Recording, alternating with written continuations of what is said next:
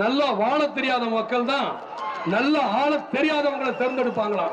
இது நாள் வரைக்கும் அப்படியே தேர்ந்தெடுத்திருக்கீங்க, தேர்ந்தெடுக்காதீங்க.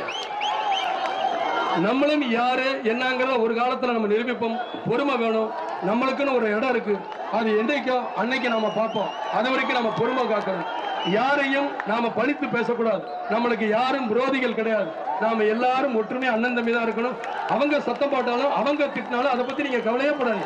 திட்டினா திட்டிட்டு போயா, என்ன வேணுமாலும் சொல்லிட்டு போ அப்படின்னு தான் இருக்கணும். நம்ம எல்லாமே நல்ல வழியில போகணும். இதுவரைக்கும் இருந்த அரசியல் வரலாறு வேறு, விஜயகாந்த் நடத்த போகும் அரசியல் வரலாறு வேறாகத்தான் இருக்கும்.